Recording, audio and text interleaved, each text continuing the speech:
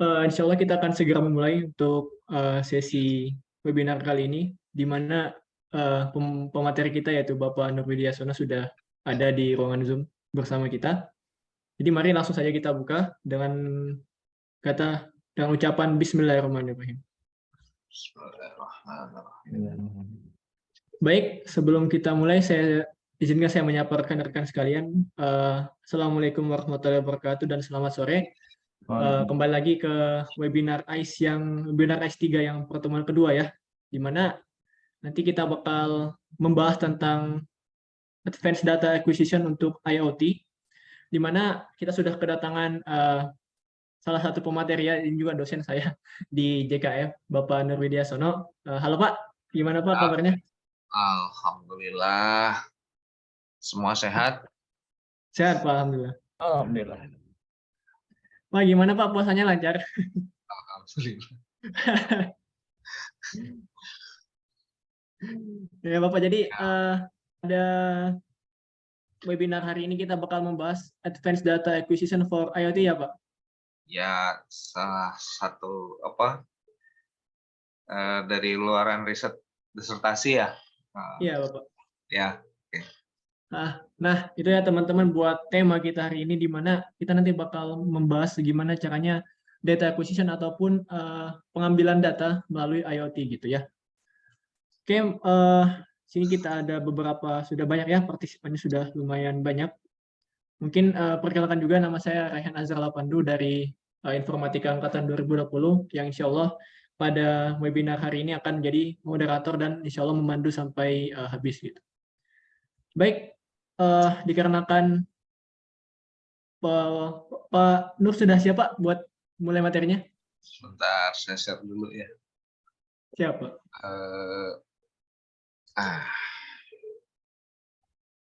Oh, sini ada Pak Sen. Pak, gimana Pak kabarnya Pak? Alhamdulillah baik, alhamdulillah. Siap Bapak. Siap. Nah, udah tampilnya di layar ini ada. Tinggal di slideshow ya. Iya Bapak. Baik Bapak, kalau gitu untuk sesi materi saya serahkan semuanya ke Bapak. Kepada Bapak Nur Widyasono dipersilakan untuk memaparkan materinya. Oke, saya slideshow dulu ya. Mudah-mudahan jalan nih. Mudah-mudahan. Ini komputer saya rada udah jalan slideshow-nya. Jalan Pak. Jalan ya. Oh ya Bapak, tapi sebelum memulai mungkin ada pembacaan CV dulu Pak terlebih dahulu. Oh iya, mangga. Ya, Jadi saya juga tak tampilin sih. Kalau nggak dibaca juga nggak apa-apa. Nggak apa-apa. Iya, silakan. Gitu. Siap ya. Bapak. Mungkin ke tim operator bisa menampilkan CV-nya.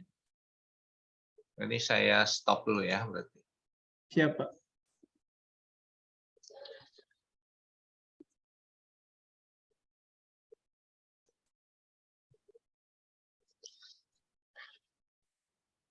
Baik, untuk pemateri kita hari ini yaitu dengan nama lengkap Bapak Nur Widyasono MKom dengan jabatan fungsional lektor 3D, tempat dan tanggal lahir Jakarta 10 Desember 1972, email nur.widyasono@unsil.ac.id atau nur.w095@gmail.com. Untuk nomor telepon bisa di 0819 0968 0432 ataupun 089676416325. Alamat kantor sendiri di Jalan Situwangi nomor 4, Kota Tasikmalaya ya, Universitas Situwangi. Alamat rumah di Perumahan Bumi Pesona Cimuncang, Link 5, RT 004, RW 010, Kelurahan Panglayungan, Kecamatan Cipedes, Kota Tasikmalaya. Lulusan yang telah dihasilkan yaitu S1 sebanyak 120 orang, S2 dan S3 belum ada. Kemudian mata kuliah yang diampu yaitu jaringan komputer, komputasi awan ataupun cloud computing, Internet of Things yang akan kita bahas hari ini, kemudian ada malware analysis, ethical hacking, digital forensics, pemrograman jaringan, etika profesi, literasi teknologi informasi. Untuk organisasi sendiri, Pak Nur ini telah masuk ke Microsoft Indonesia sejak 2001, Aptikom Jawa Barat sejak 2015, Asosiasi Forensika Digital Indonesia atau AFDI sejak 2017, IAENG Hong Kong sejak 2020, Asosiasi IoT Indonesia sejak 2018, serta Ikatan Ahli Informatika Indonesia sejak 2020. Nah, masih banyak lagi nih. Untuk skop untuk riwayat pendidikan ataupun pengalaman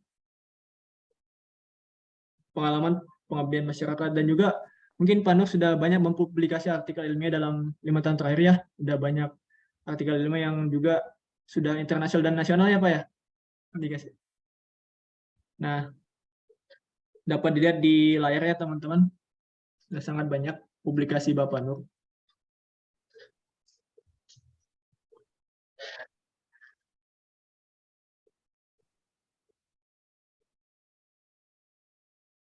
Baik, mungkin itu untuk pembacaan CV dari pemateri hari ini. Untuk sesi selanjutnya yaitu pematerian langsung kepada Bapak Nur. Oleh karena itu kepada pemateri Pak Nur saya persilakan untuk membawakan materinya untuk webinar hari ini. Oke, bismillahirrahmanirrahim. Assalamualaikum warahmatullahi wabarakatuh. Rabbi shrah li sadri wa yassir li amri wahlul 'uqdatam min lisani yafqahu qawli. Amma ba'du. Mohon izin ya, ini apa ya, session sharing session ya. Jadi ini tema disertasi riset kemarin ya, yang diantaranya adalah terkait dengan framework untuk forensik. Ini yang saya kasih nama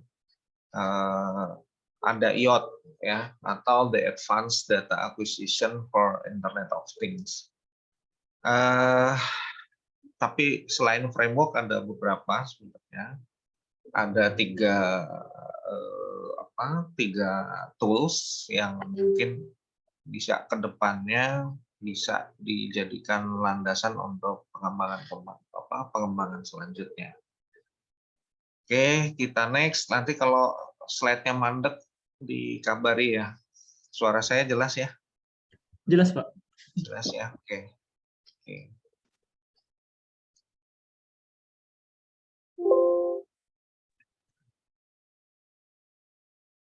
Nah, ini tadi CV-nya udah dibacakan ya.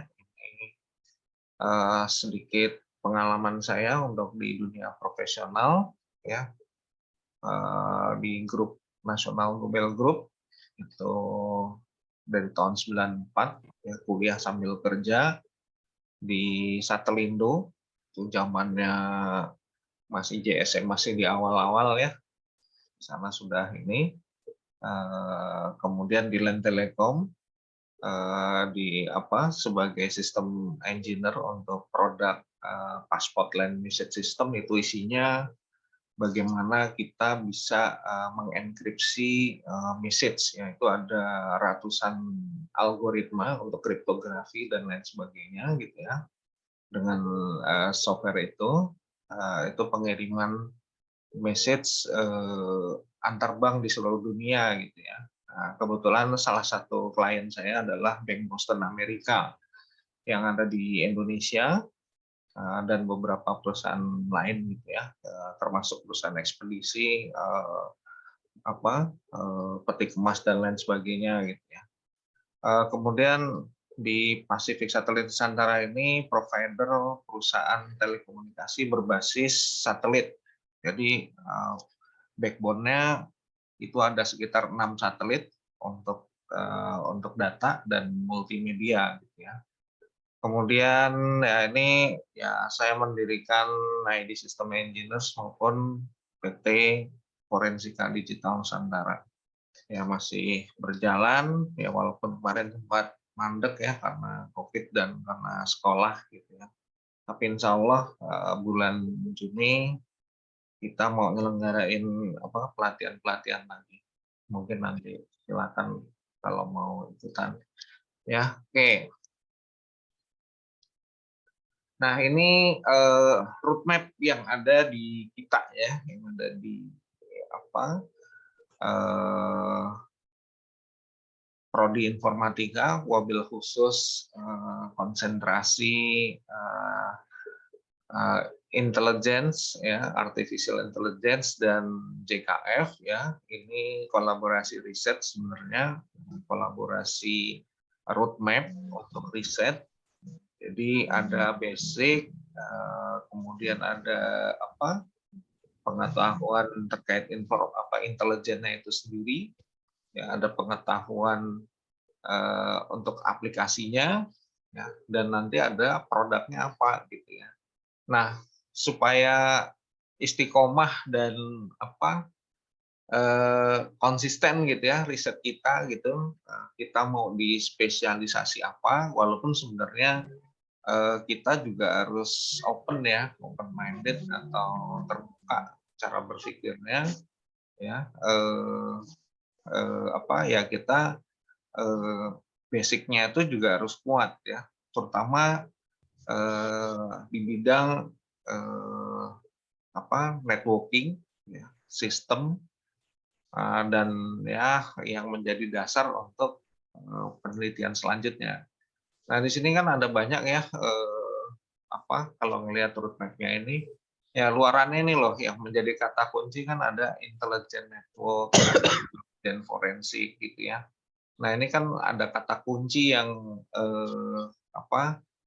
yang mesti di-highlight gitu ya. Apa sih intelligent network atau mobile system atau intelligent forensik dan security sistemnya itu sendiri gitu kan. Tapi di sini ada intelijennya gitu ya. Ya, yang menarik kan di sana ya. Kalau konvensional kan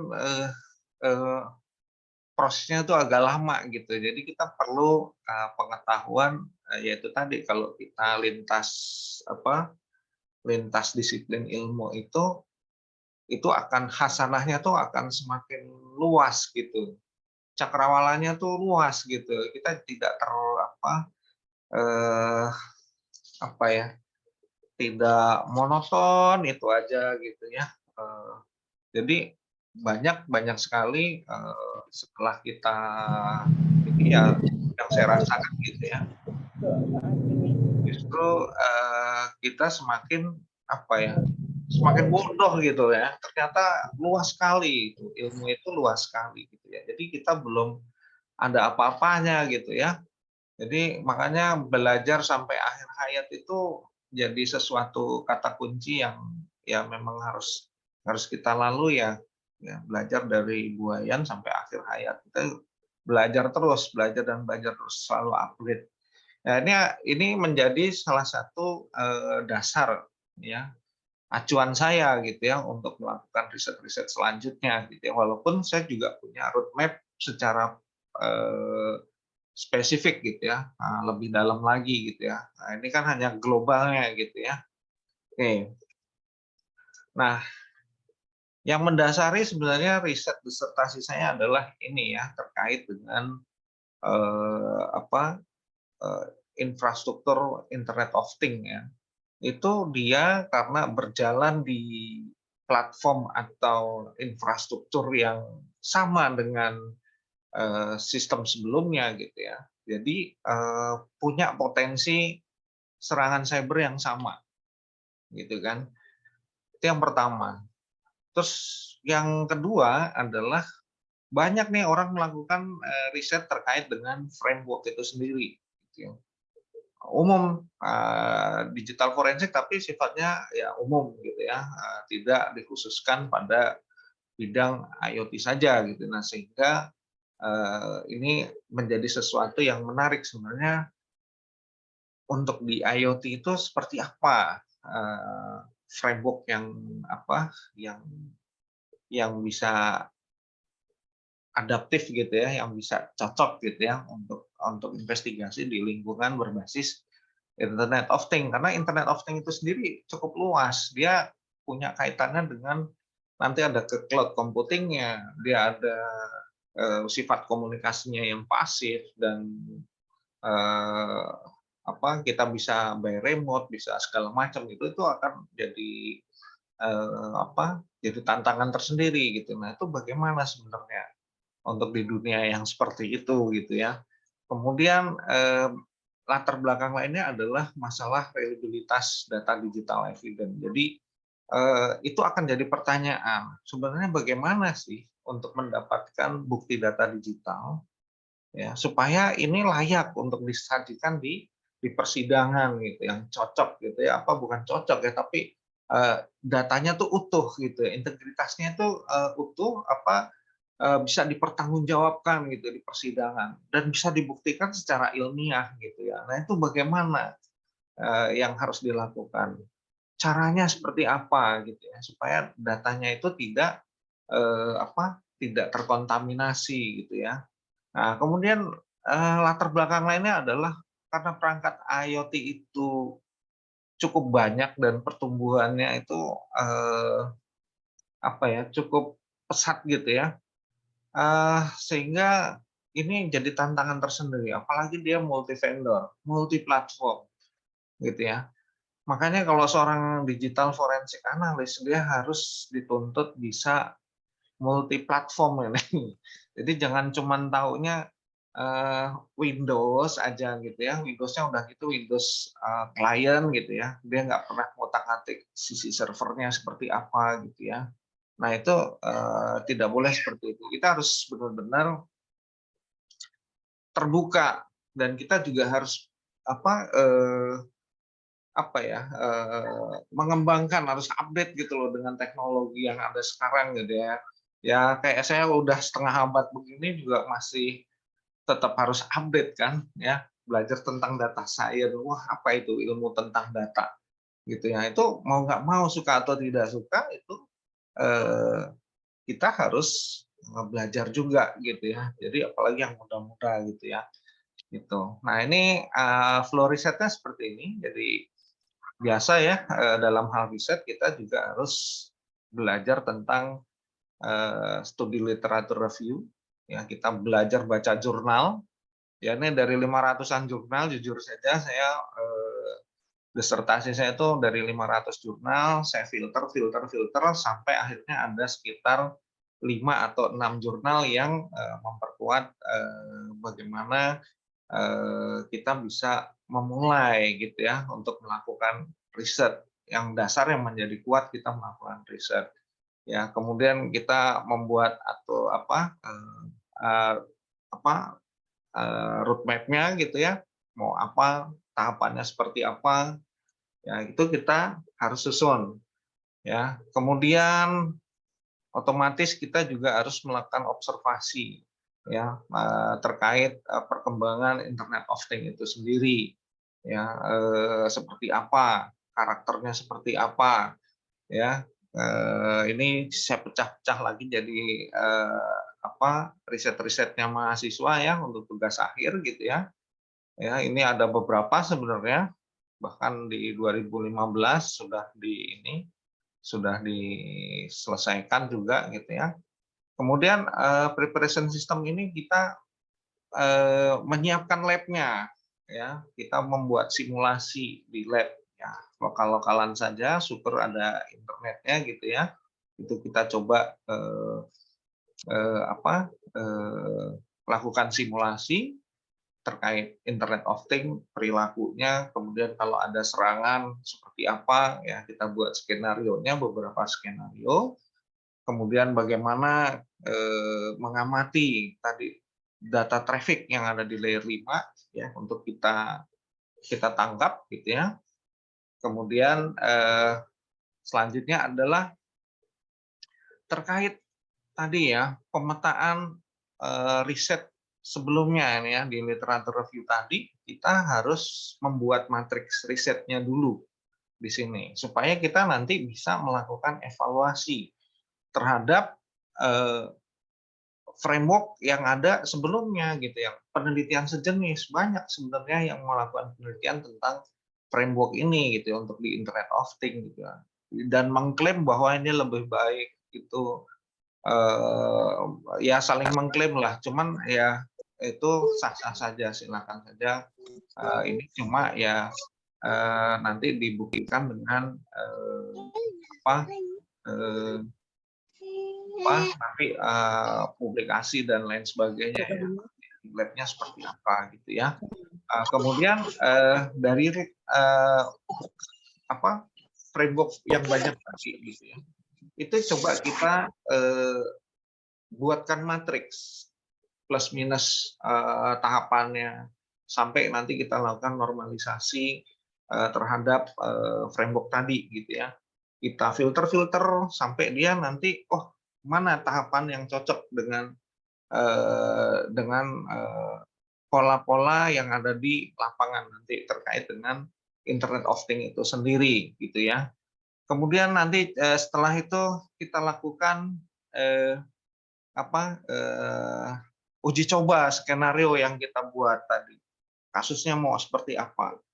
Ya, macam-macam nih. Ada yang connect ke cloud, ada yang private cloud misalnya. Itu udah jadi tema risetnya mahasiswa juga.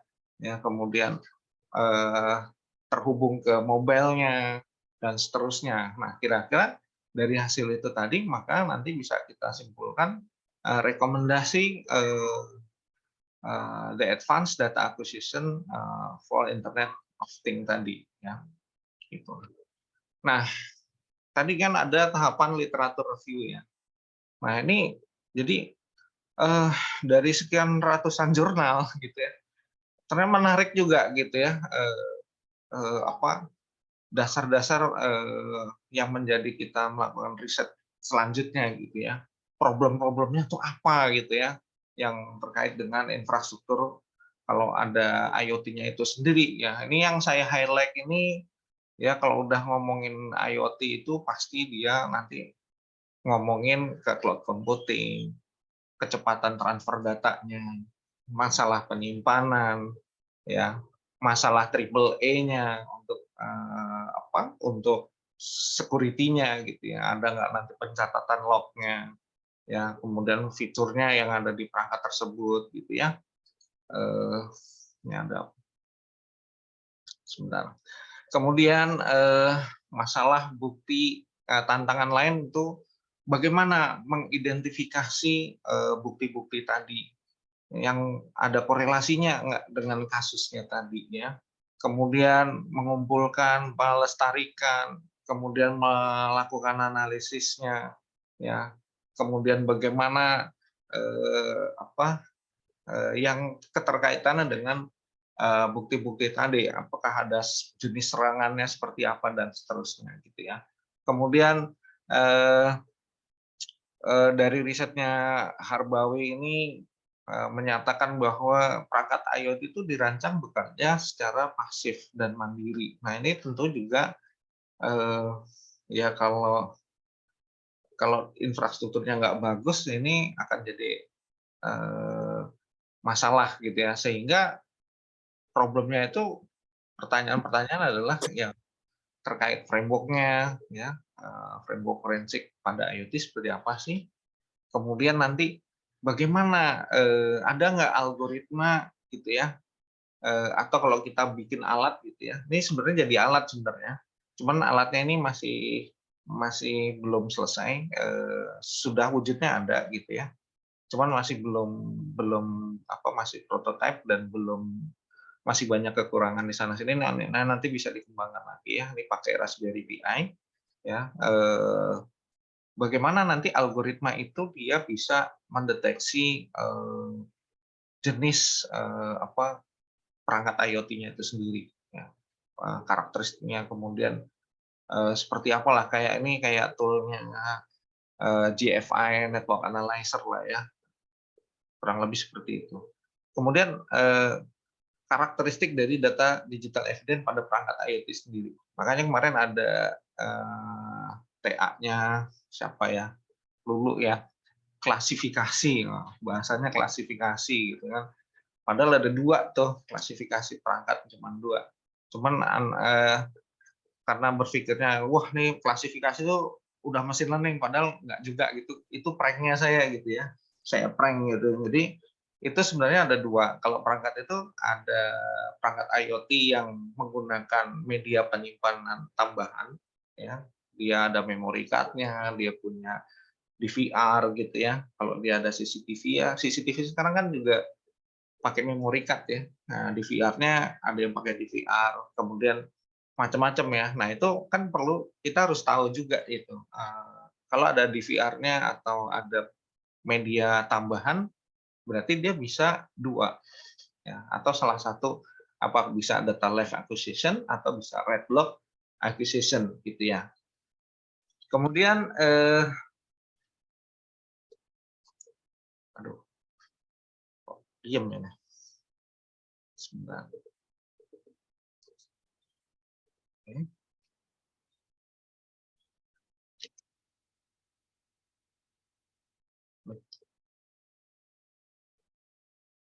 Sebentar, ini kok kosong.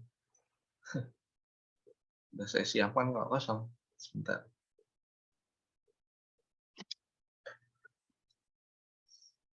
Saya stop dulu nih. Sebentar ya, ini ada gangguan teknis.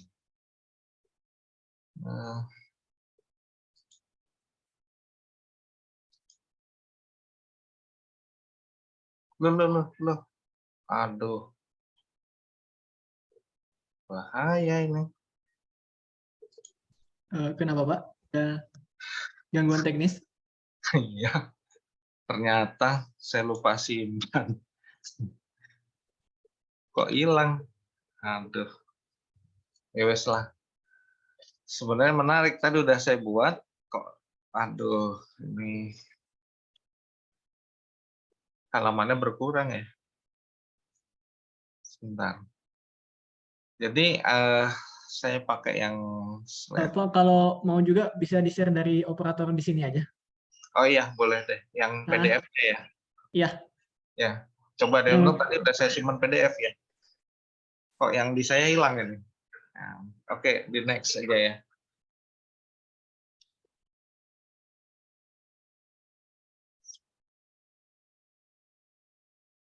Mungkin buat operator di next slide dulu. Nah, Ya. oke. Terus next. Ini ya, sebelumnya oke. Sebentar saya buka ini dulu deh, PDF-nya juga.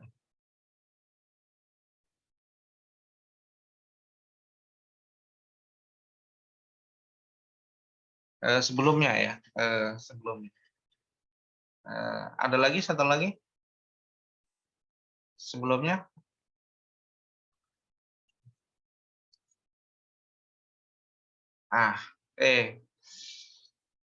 Next, coba next.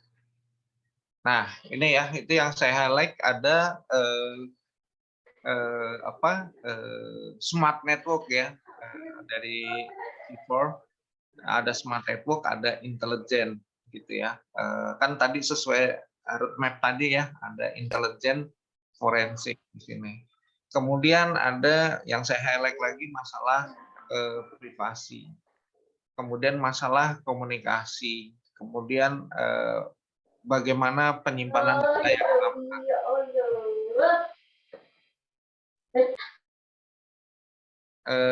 Kemudian ada lagi masalah terkait arsitektur keamanan berbasis pengguna yang konvensional tidak banyak digunakan. Jadi kan artinya yang konvensional sudah mulai ditinggalkan gitu ya, ditinggalkan mengarah ke semuanya harus serba cerdas gitu ya. Ya, semua itu bagaimana caranya dengan adanya sensor-sensor mungkin ya, buka jendela, nyalakan lampu, dan seterusnya itu dia dengan suara atau dengan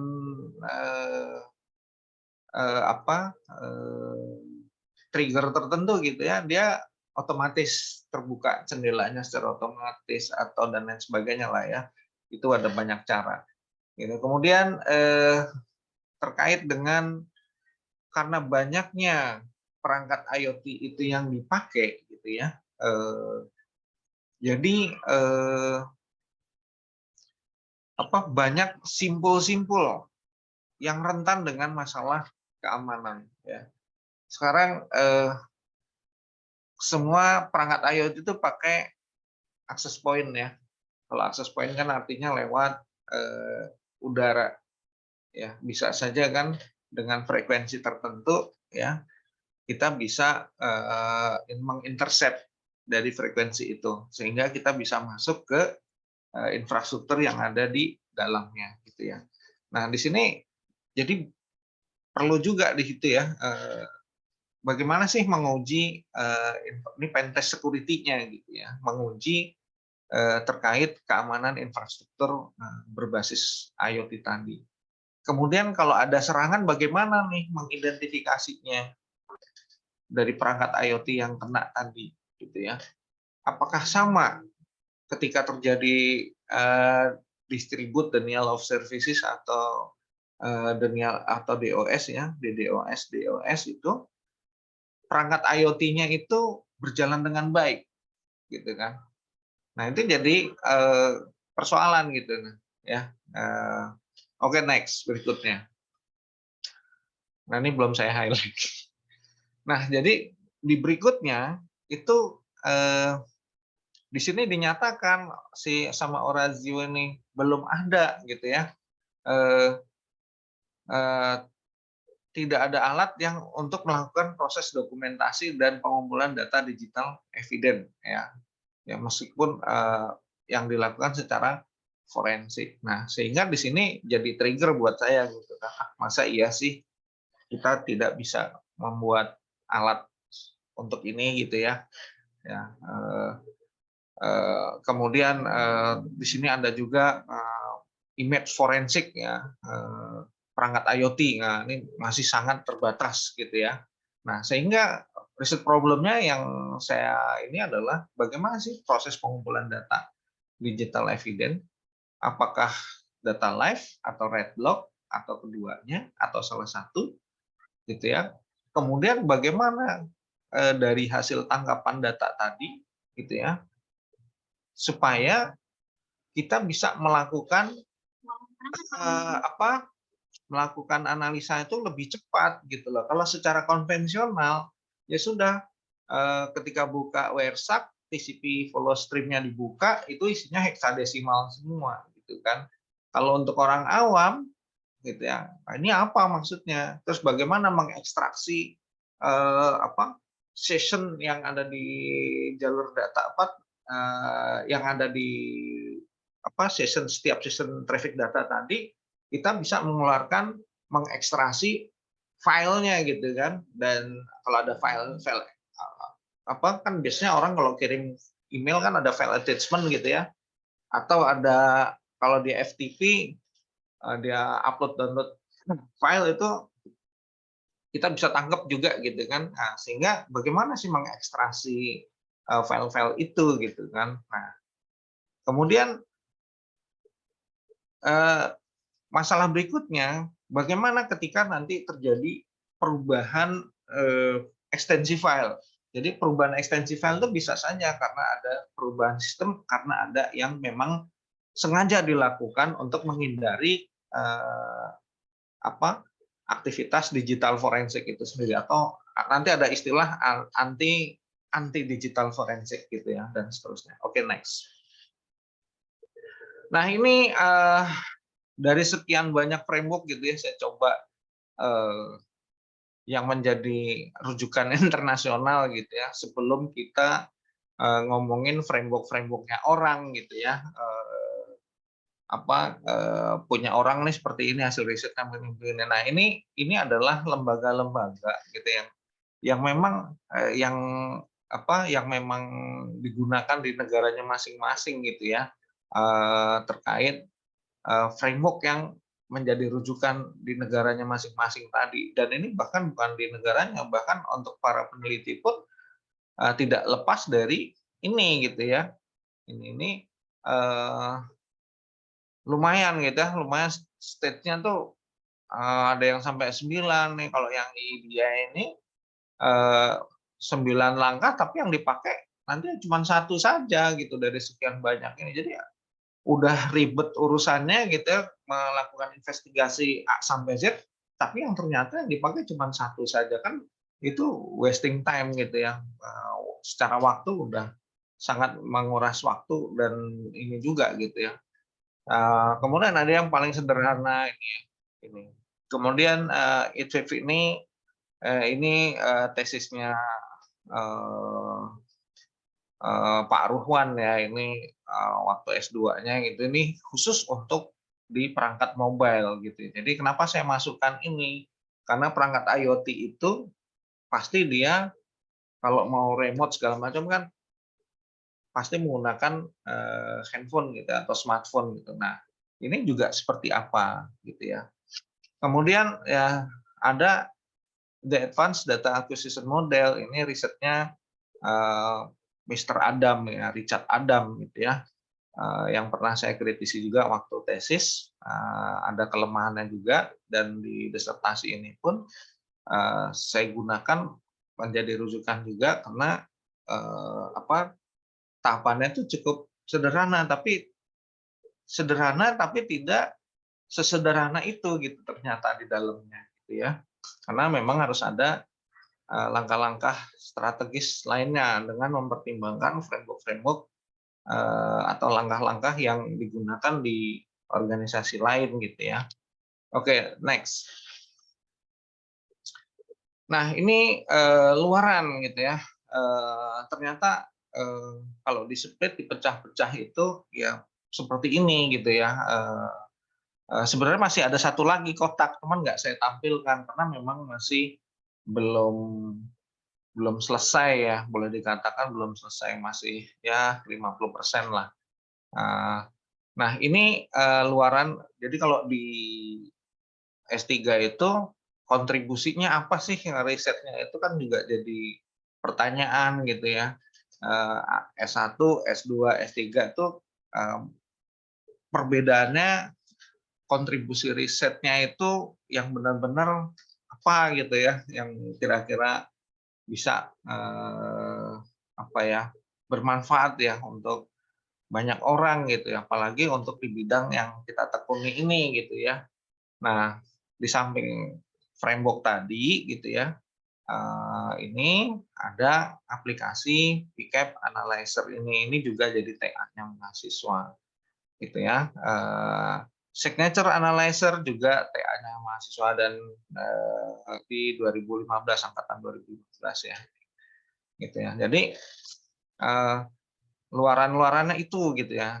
Ya, ini yang di dalam riset itu setidaknya keterbaruannya apa, kontribusinya apa gitu ya. Nah, itu yang juga harus diperhatikan untuk yang mau TA gitu ya, atau yang mau studi lanjut ya. Ini juga yang harus dipikirkan dari tadi di studi literatur review, kita buat tabelnya, kita buat matriksnya, nanti mengerucut ya, kita mau ngapain sih gitu dari riset-riset tadi, mau apa, kita mau menghasilkan apa, kita mau posisi risetnya mau di mana gitu ya. Oke, next. Nah, ini yang orang riset sejenis ya terkait dengan framework ya, banyak banget ternyata gitu ya. Cuman ya itu tadi banyak sekali yang membedakan gitu. Ada yang fokusnya per layer gitu ya, ada yang fokusnya apa-apa gitu ya. Tapi ya intinya sebenarnya kalau di dalam digital forensik itu data itu sendiri gitu kan, kondisinya gimana nih, datanya bisa dipakai apa enggak gitu kan. Nggak usah berpikir terlalu jauh gitu ya. Dari tiap langkah ini kira-kira seperti apa ya. Ini ada yang dari 3 framework gitu ya, menghasilkan satu ini ya, IoT framework forensik. Ada IoT framework, ada Probe IoT, FSA. Nah, FSA juga lebih itu lagi gitu ya. Cuma gitu ya, memang yang membedakan ada lebih detail lagi di dalam stage. Next slide coba. Nah, di sini gitu loh. Jadi dari sekian banyak framework itu saya coba dibuat matriks ya, difilter, nanti ada normalisasi gitu ya, langkah-langkah tadi, sehingga ini yang menjadi concern-nya gitu ya di the advanced data acquisition gitu ya. Ini kan ada initial planning. Nah, di dalam tahapan initial planning itu apa sebenarnya yang harus disiapkan di sini ya. Kan jadi kalau secara global ada pre-proses, proses sama post proses. Ya, kemudian di sini di pre-proses itu sebenarnya ada dua besar gitu ya, initial planning atau sama dengan the on-site planning.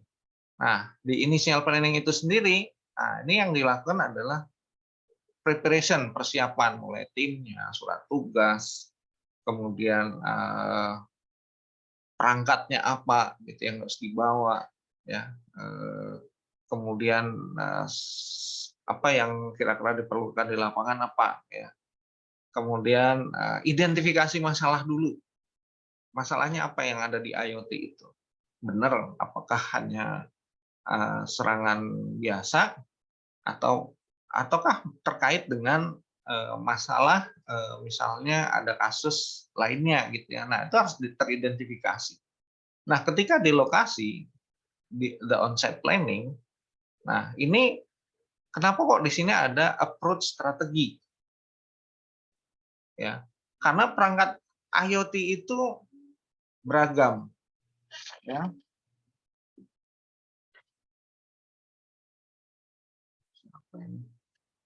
Oke, perangkat IoT beragam. Tadi kan ada banyak simpul, ya, multi vendor dan seterusnya. Nah itu ada yang connect ke cloud dan seterusnya. Ada yang mungkin ke private cloud dan seterusnya. Ada yang punya memori tambahan, ada yang tidak punya misalnya. Nah, itu strategi pendekatan untuk investigasinya seperti apa? Untuk akuisisi datanya seperti apa?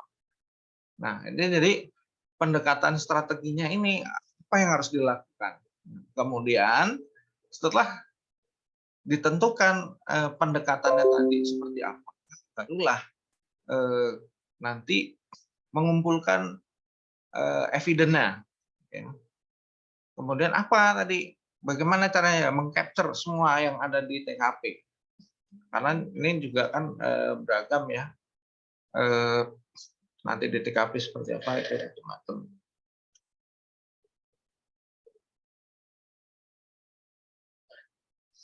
Gitu ya. Kemudian digital ada digital data acquisition. Kok di onset harus ada tahapan ini, Pak? Ya, harus ada. Karena nanti di sana juga akan dilakukan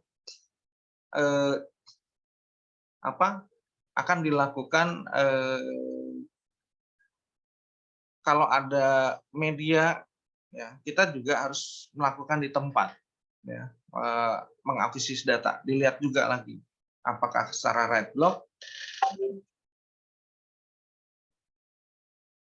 Aduh, ada telepon sebentar ya. Baik, Pak. Pak Iman. Pak. Ya, halo Pak.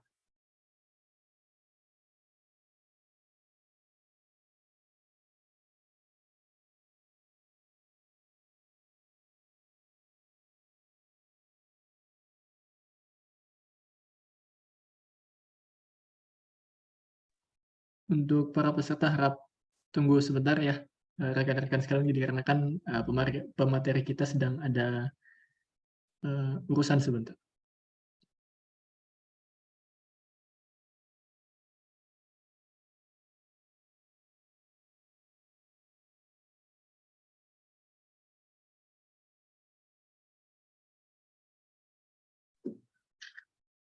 Di telepon masalah BKD. Aduh. Oke. Tadi di lokasi juga harus dilakukan akuisisi data. Karena melihat yaitu tadi beragamnya tadi perangkat ya harus dilakukan akuisisi. Kalau bisa dibawa ke lab buat berita acaranya. Ya kan harus ada SOP juga ya di TKP, dibuatkan berita acaranya, siapa yang melakukan akuisisi, kemudian difoto semua kelengkapannya di berita acarakan, didokumentasikan. Kemudian selanjutnya di tahapan digital data acquisition. Di sini ada preservation, pelestarian data, mengamankan datanya. Nah, sebenarnya yang ada di lab tadi sebelum dilakukan uji coba tadi, gitu ya.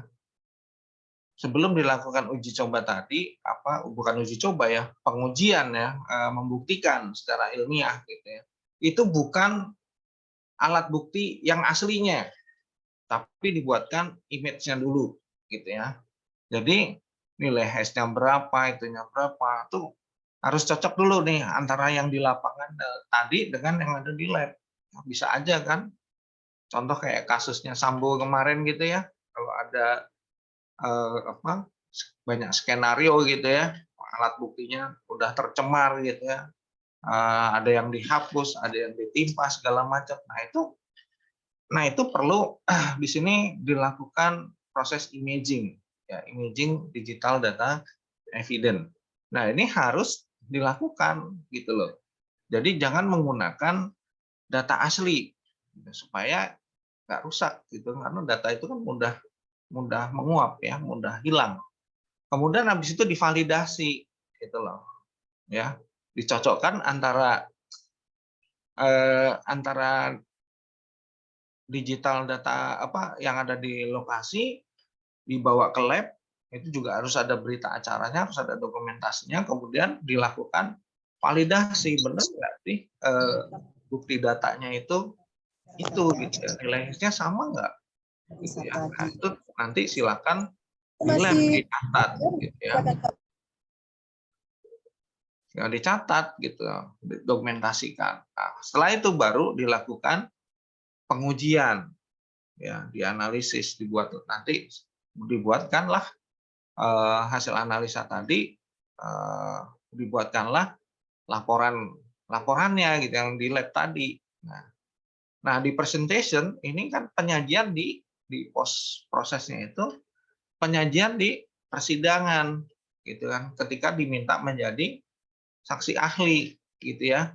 Nah itu harus dibuatkanlah di sini ada dokumentasi, ya, dokumentasi dari mana, terus menyusun ya, ini asal muasal serangannya seperti apa, atau misalnya motifnya apa nanti kaitannya dengan kasus atau ada rangkaian kasus lainnya gitu ya, yang berkorelasi dengan alat bukti ini gitu ya. Nah itu ada dokumentasinya. Nah yang terakhir adalah pengembalian barang bukti tadi ya. Kembalinya kemana ya, ke tempat yang aman ya, selama masih proses berjalan ya, itu tetap diamankan gitu ya. Nah itu yang menjadi perbedaan dengan framework yang lain ya, terlepas nanti ada beberapa layer gitu ya. Nah ini bisa digunakan untuk di setiap layer tadi gitu. Kontribusinya ada di sini nih sebenarnya, di preservation-nya ini gitu ya. Karena di framework yang lain tidak membahas terkait tentang hal ini gitu ya. Jadi ya monggo kalau misalnya ada yang mau melanjutkan dari riset ini terkait dengan framework ya, mungkin yang lagi S3 silakan nanti ya, bisa dilanjutkan. Mungkin ada kelemahannya pasti nanti bisa the next.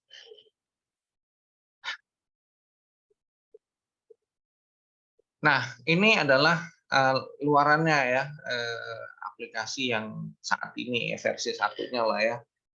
Ini pakai Python. Jadi ide dasarnya adalah gimana caranya si examiner itu tidak satu-satu ngecek di follow stream-nya TCP di setiap session. Tapi cukup tinggal upload file PCAP-nya tadi, gitu ya. Tinggal upload file PCAP-nya, kemudian sistem akan mengeluarkan hasilnya. Ini loh sumber serangannya, targetnya, nanti ada grafiknya gitu keluarannya. DOS-nya berapa, malware-nya berapa, source address ini berapa persen, kalau ada SQL injection-nya port berapa, dan seterusnya nanti kelihatan di aplikasi ini gitu ya. Jadi intinya dengan intelijen tadi ya semua harus cepat gitu ya, karena dengan memanfaatkan algoritma mesin learning itu sangat mudah kita melakukan analisa tadi, mana yang lebih akurat, mana yang lebih presisi dari algoritma tadi untuk informasi yang akurat tadi gitu ya. Itu yang mana algoritma ini sudah ada kemarin baru 6 gitu ya, 6 algoritma, kemarin baru ditambah lagi decision tree algoritma gitu ya. Nanti seperti apa gitu, dari itu udah jadi jurnal lagi, nanti komparasi algoritma tadi itu udah bisa jadi tema riset tersendiri, karena nanti untuk di PCAP mana yang lebih unggul sih algoritmanya itu, yang lebih presisi gitu, itu akan berbeda kalau datasetnya untuk yang lain gitu ya, itu pasti akan berbeda gitu. Jadi menarik lah, jadi kalau untuk dilakukan riset selanjutnya gitu ya. Oke, next. Nah, ini adalah file signature analyzer yang dibangun ulang gitu ya.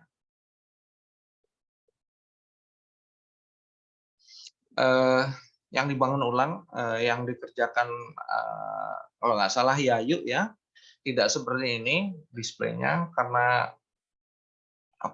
karena crash gitu ya, dan orangnya juga ya sudah bekerja, jadi saya tidak mau mengganggu. Akhirnya ini dibangun ulang yang tampilannya lebih sederhana, algoritmanya juga tidak kompleks gitu ya. Ini dan kelebihannya dari punyanya Yayu adalah, kalau yang punyanya Yayu masih 22 file ekstensi, kalau yang sekarang sudah 150 file ekstensi yang bisa didetek, di-convert ke file aslinya gitu, ekstensi aslinya baru bisa itu baru saat ini 150, dan the next mungkin kemarin sudah ada yang menghubungi untuk dilanjutkan menjadi di atas itu dengan beberapa fitur lainnya gitu ya, yang bisa ini. Silakan ini nanti dicoba gitu ya, aplikasi ini kira-kira seperti apa gitu ya. Silakan modifikasi ekstensi filenya apapun gitu ya, nanti sama sistem akan selama file ekstensinya yang digunakan itu tadi, yang diuji cobakan itu ada di dalam library-nya pada aplikasi ini atau di database-nya gitu ya. Gitu. Kemudian next. Jadi dari hasil tadi gitu ya, riset yang dilakukan tadi ya, yang menjadi perbedaan adalah di subtahapan proses image dan validasi digital data evidence. Cuman ya tidak hanya itu saja yang framework-nya gitu ya, tetapi perlu alat bantu sebenarnya, karena di riset problem sebelumnya adalah butuh tool ya untuk mengumpulkan, kemudian untuk melakukan analisa lebih lanjut gitu ya. Setidaknya dari riset ini bisa menjawab sedikit banyak, bisa menjawab riset problem yang ada di penelitian sebelumnya. Kemudian next.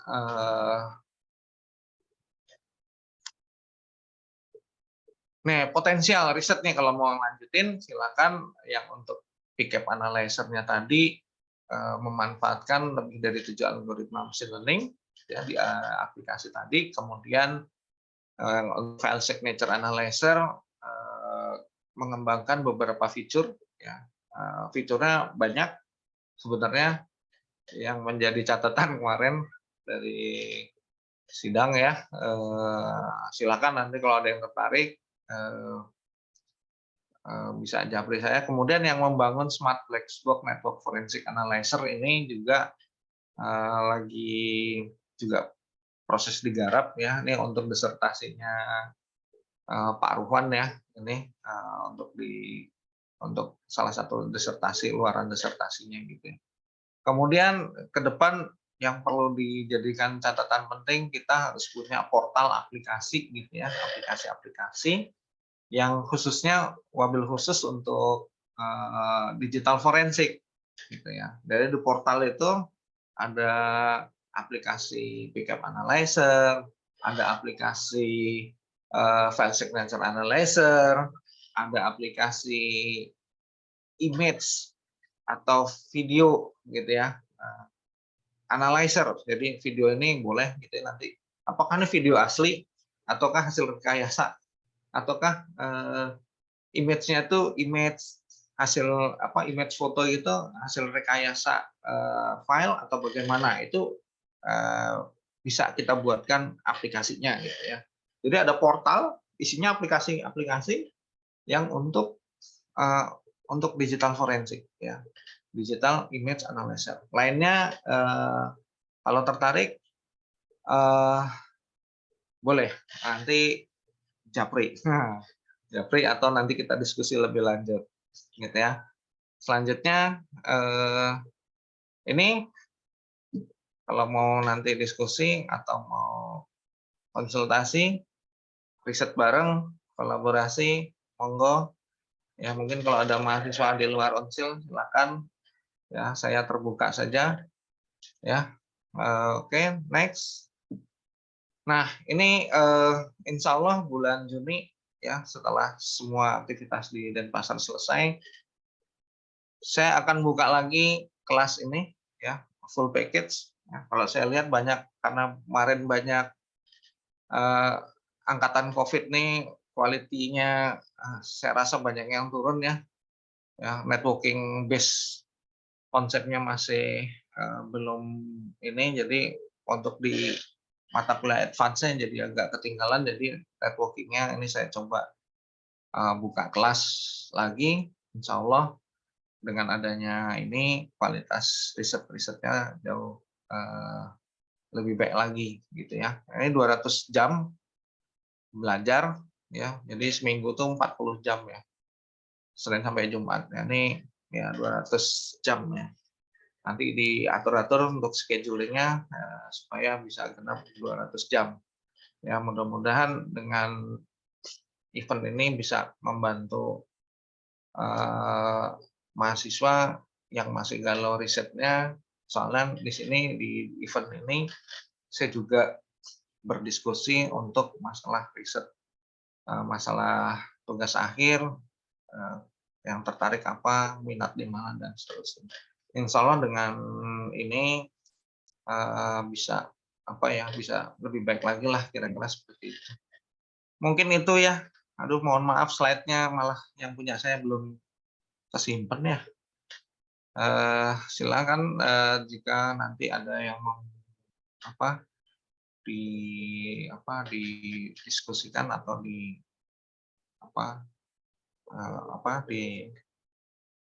untuk tanya jawab lah ya. Oke, Siap, saya Pak. kembalikan.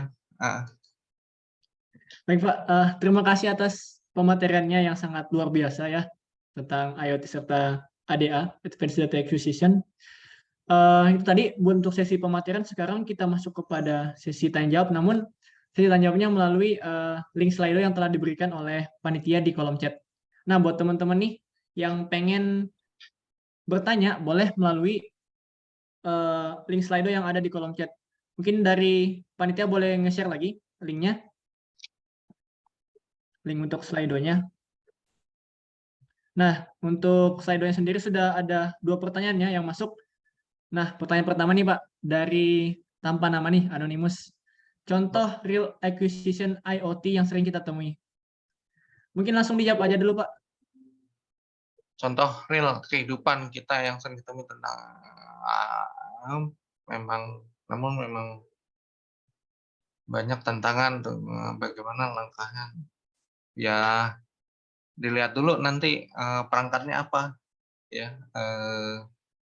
Kalau kalau dia ada CCTV, yang misalnya yang paling sering ya itu CCTV. CCTV dia kalau yang model lama VR-nya, ya kan, DVR-nya. Kemudian tantangannya lebih dalam lagi nih. Bagaimana kalau kualitas gambar capture-nya itu kurang jelas, gitu kan? Nah, itu tantangan lagi tuh, sulit tuh biasanya kayak gitu tuh. Ya, terutama untuk di kamera yang di apa perempatan lampu merah ya. Lampu merah itu biasanya kan ada CCTV tuh buat ngelacak teroris ya. Dia jam sekian dia naik mobil apa gitu ya, plat nomornya berapa, ke arah mana dan seterusnya itu kan. Nah, itu lumayan kan tantangannya gitu ya. Kalau dia pencahayaannya kurang gitu ya, itu tentu akan jadi tantangan tersendiri. Nah, tergantung lagi, banyak banget sih telepon masuk. Tantangan lagi bagaimana meningkatkan kualitas hasil tangkapan dari CCTV tadi, gitu kan. Nah itu jadi tema riset lagi tuh. Silakan. Kalau tool yang berbayar ada nggak? Ada, cuman mahal, gitu kan. Sekarang bagaimana kita bikin sesuatu apa yang bisa dijangkau gitu ya. Kayak saya bikin big gap analyzer, harapannya ya udah orang nggak perlu beli mahal-mahal gitu, tapi cukup donasi aja lah nanti gitu ya supaya jadi ini gitu ya. Aduh, sebentarnya ada saya telepon dari Pak Prof. Baik, Pak. Halo, Assalamualaikum Pak. Baik, diingatkan lagi kepada rekan-rekan yang ingin bertanya gitu ataupun ingin tahu lebih dalam, boleh langsung aja tanyakan pertanyaannya di link slide yang ada di kolom chat. Karena sejauh ini baru ada 2 penanya ya. Nah, boleh teman-teman yang lain, para peserta yang mungkin masih ada kebingungan ataupun ada yang ingin ditanyakan, boleh langsung tuliskan saja tuliskan pertanyaannya di link Slido yang ada di kolom chat. Terima kasih.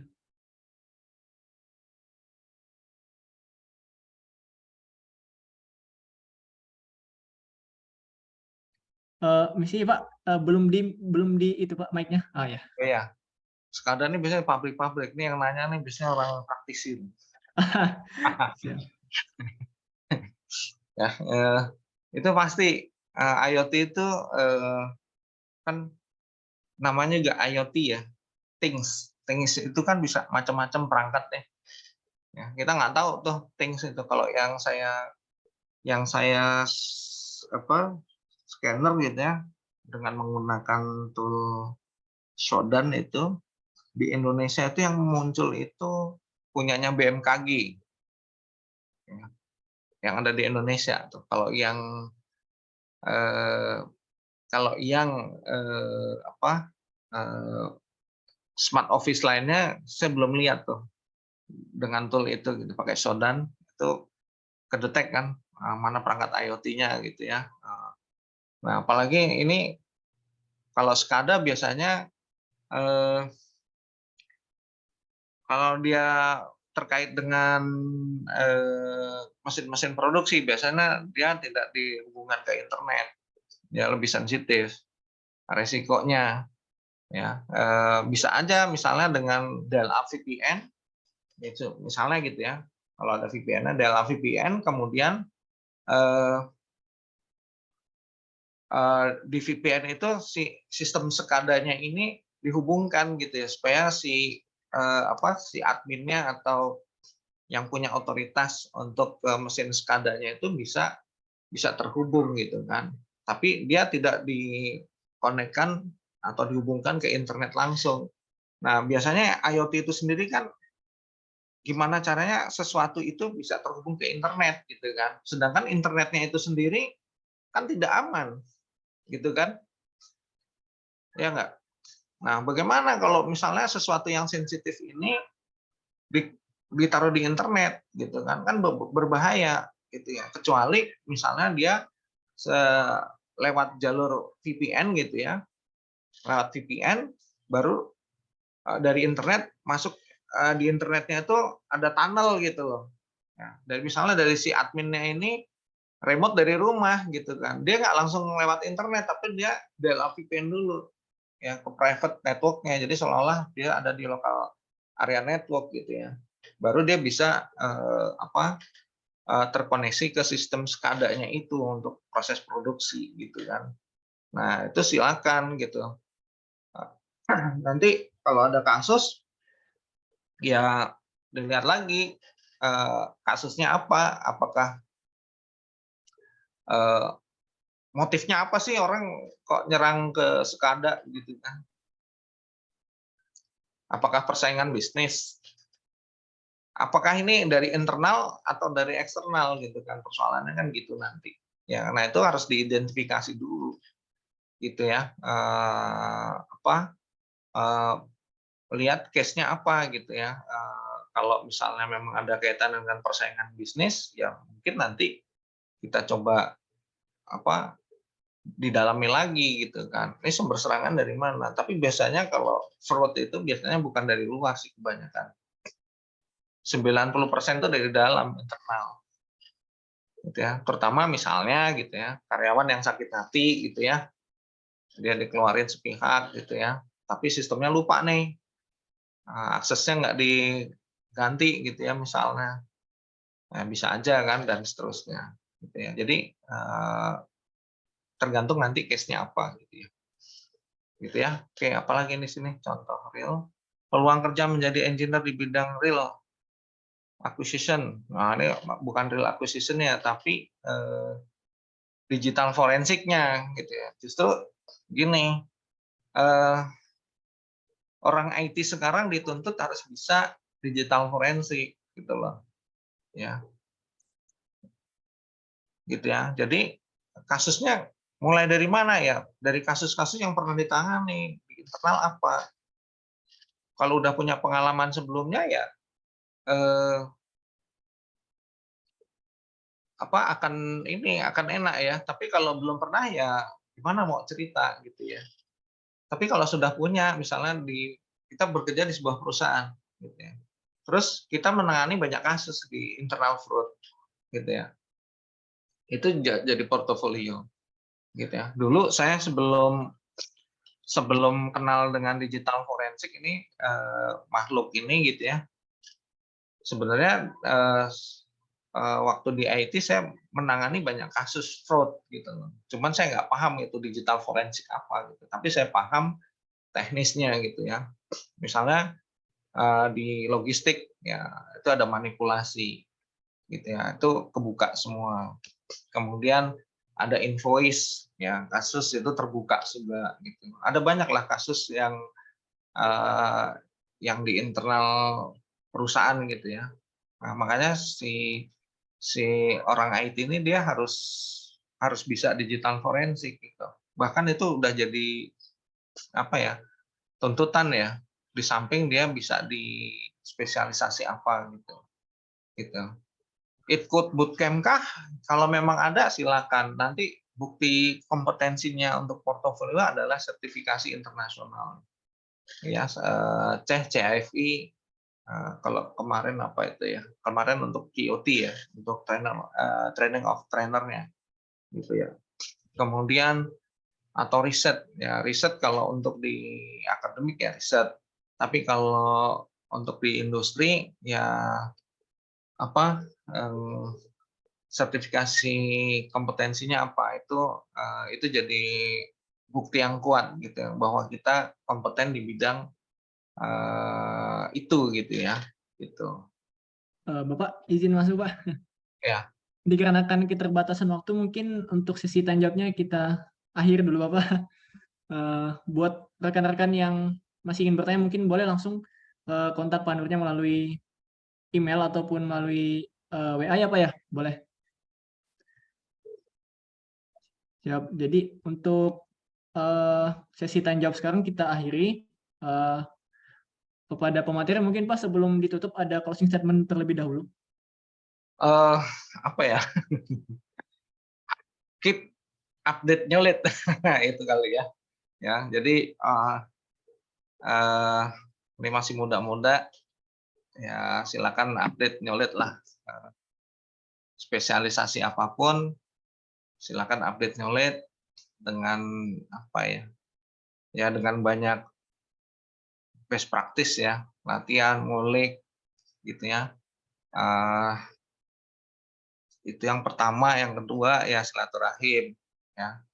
Silaturahimnya itu keilmuan gitu ya, bukan yang lain-lain gitu ya. Keilmuan itu artinya ya kalau galau dengan risetnya ya datang ke forum-forum apa untuk diskusi gitu ya dengan siapapun ya, dengan dosen terutama yang mau TA gitu ya. Siapapun lah mau riset tentang apa gitu. Hari ini ada 10 orang tuh yang galau gitu ya untuk TA, WA Japri. Jadi silaturahim, diskusi. Kemudian jangan apa ya, jangan malu bertanya.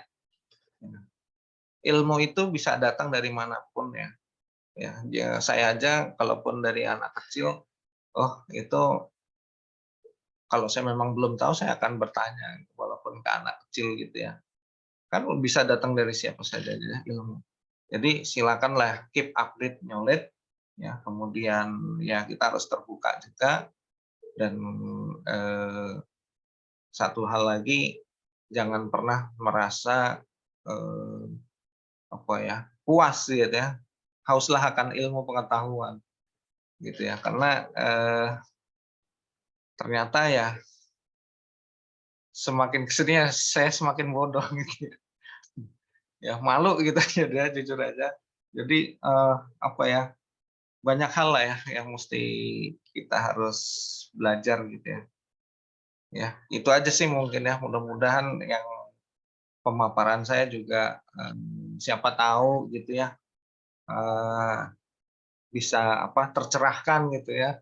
Yang masih galau gitu ya. Tadi ada sedikit bocoran kan, ada clue-clue tadi gitu ya.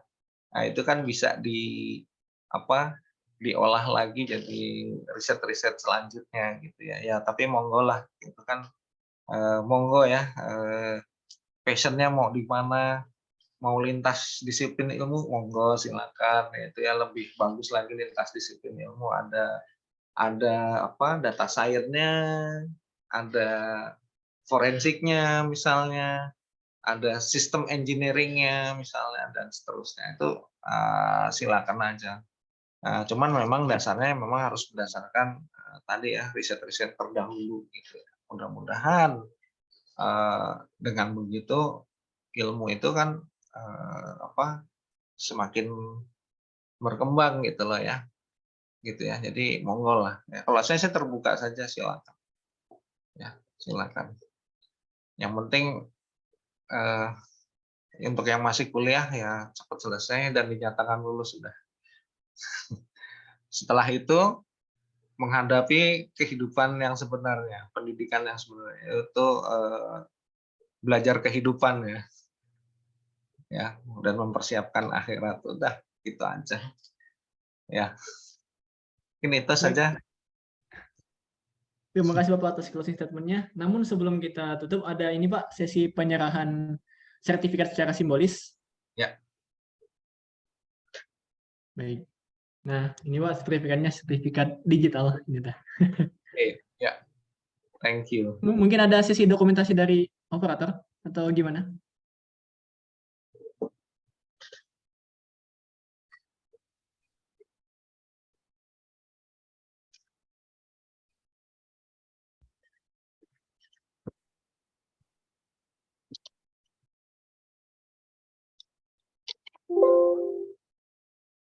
Oh, udah. Baik Pak, mungkin terima kasih kami ucapkan dari atas pemateriannya hari ini. Terima kasih Bapak atas segala ilmu yang telah diberikan mengenai IoT serta Advanced Data Acquisition-nya.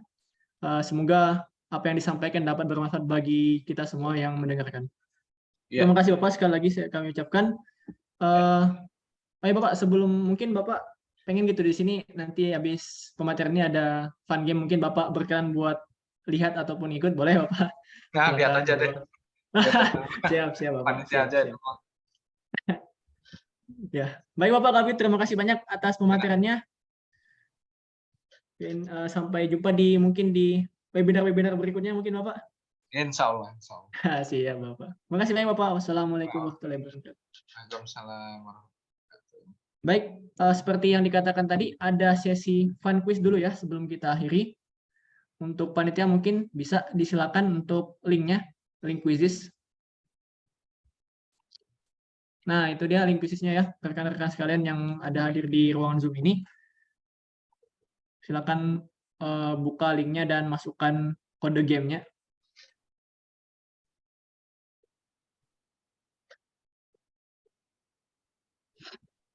Gamenya apa itu? Pertanyaan.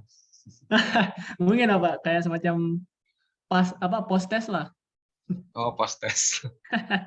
Harusnya Oh ya ada teman-teman pre-test juga dong. nanti, ya nanti ini kuisnya ada hadiahnya ya teman-teman. Nanti untuk juaranya bakal diumumkan langsung setelah pelaksanaan kuis ini.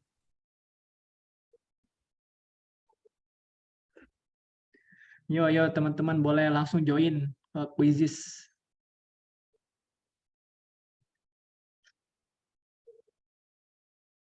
Ini ada 38 partisipan di room sekarang.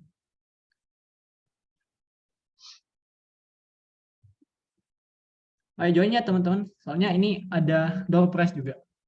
Menariklah door prize-nya.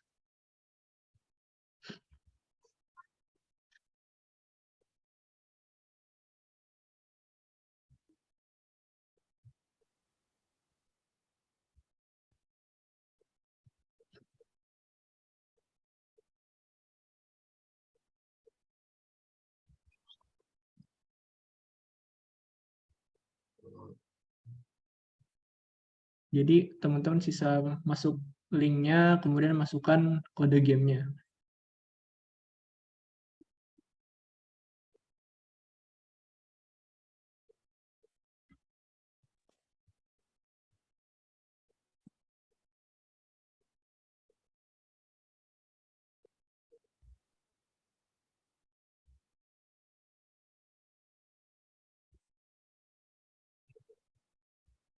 Nah, udah ada 17. Udah ada banyak peserta ya.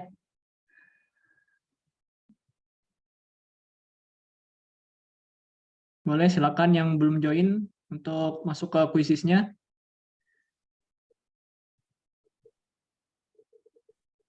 Sudah ada 20 partisipan yang masuk ke quizes. Silakan yang lainnya yang belum masuk.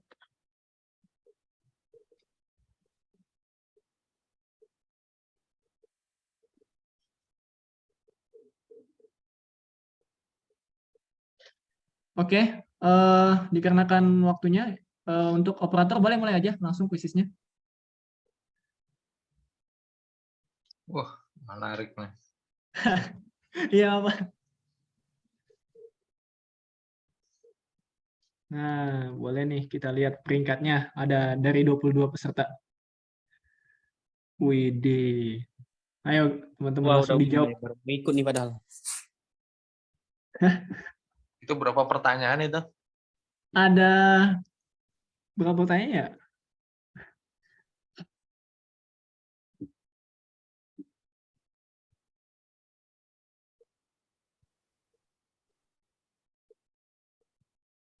Wah, ada berapa itu? 2 yang benar. Keren. Peringkat 1 sekarang diisi oleh atas nama Nurlia dengan 5 jawaban benar berturut-turut. Diikuti Oh. dengan Alfiah Naswa. Sama juga dengan pertanyaan benar 5 kali berturut-turut, cuma mungkin waktu penjawabannya lebih cepat gitu. Masih bisa ikut nggak? Udah dimulai ini deh. Aduh, telat. Iya. Tapi coba aja mungkin masih bisa ini. Langsung masuk aja di linknya ada di kolom chat sama masukin kode gamenya. 73%. masih papan peringkatnya sekarang masih dipimpin oleh Nurlia. Oh nggak gerak-gerak ini teh. Oh berarti ada 5 pertanyaan.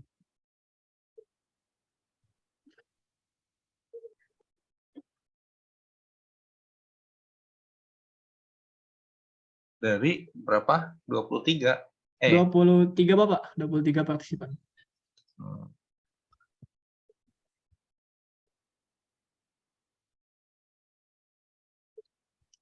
Lima. Wah, Nurlia tinggi nih. Waduh, Harus dikasih reward apa ini? ada Bapak, ada. Nanti dari panitia sudah menyiapkan door prize yang menarik, insya Allah. Apa itu? Flash disk. Ah, Nah. jangan. Nanti Pak, di spill-nya nanti Pak. Iya, ya. Baik, 3 orang lagi.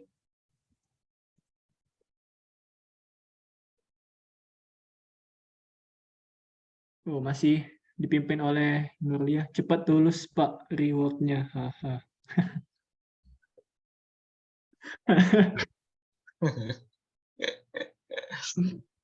Iya.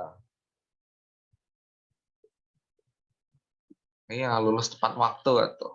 Oh, siap. Yang tepatnya. Jangan Amin, kayak amin. saya.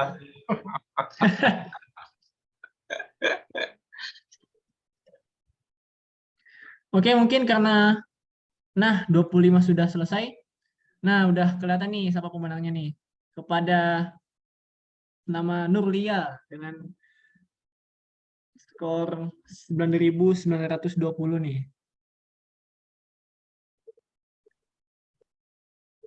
Wah, hebat. Nah, juara pertama Nurlia, juara kedua Alfiah, dan juara ketiga Hendrik.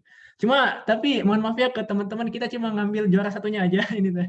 Jadi buat juara 2 dan juara 3 jangan berkecil Makasih, hati, ya. mungkin mungkin di webinar berikutnya insya Allah bisa menang. Saya nyumbang 1 deh. Saya kasih kaos. Waduh, boleh Bapak. Mungkin langsung ke panitia aja. Jadi untuk peserta dengan nama mungkin peserta dengan nama Nurlia, selamat untuk atas kemenangannya. Nanti untuk info door prize-nya akan dikontak lebih lanjut oleh panitia. Kemudian untuk info sertifikat sendiri nanti bakal ada dikirim via email ataupun via WA, nanti akan ada di infonya ya teman-teman. Terakhir sebelum kita tutup ada sesi dokumentasi dulu, jadi untuk teman-teman boleh menyalakan kameranya. Ayo nih. Mari kita lihat betapa tampan dan cantiknya. Biar ganteng dulu ah. Waduh. Boleh teman-teman yang belum aktifin kamera untuk langsung.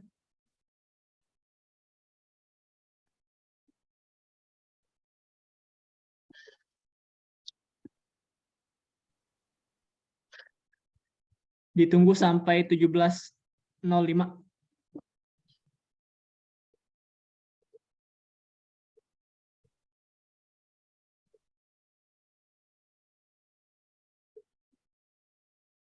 Ayo yang lain.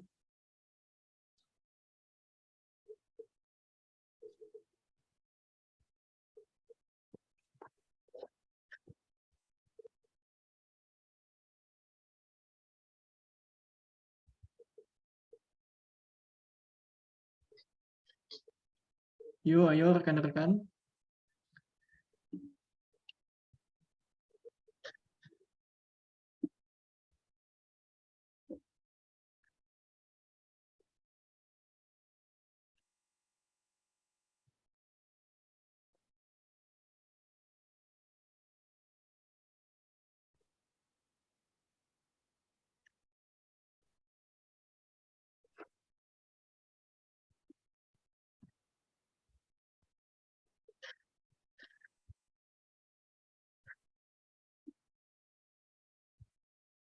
Oke, dikarenakan waktu sudah menunjukkan pukul 17.05, kepada operator bisa untuk siap-siap dokumentasi. Mungkin aba-aba hitungannya boleh sama saya, gaya formal dulu. 1, 2, 3. Nah, sekarang ganti gaya bebas. 1, 2, 3. Nah, terakhir. 1, 2, 3. Nah, baik. Terima kasih teman-teman atas partisipasi hari ini. Terima kasih juga kami ucapkan kepada Bapak Nur Widyasono sebagai pemateri pada hari ini. Form sertifikatnya, nanti untuk sertifikat nanti bakal diinfoin lagi melalui grup WA peserta ataupun via email. Oke, teman-teman, terima kasih atas kehadirannya sekali lagi. Semoga apa yang disampaikan tadi dapat bermanfaat bagi kita semua. Saya ucapkan terima kasih sebanyak-banyaknya dari saya dan seluruh panitia yang melakukan webinar ini. Terima kasih banyak. Akhir kata, alhamdulillahirabbil alamin. Wassalamualaikum warahmatullahi wabarakatuh.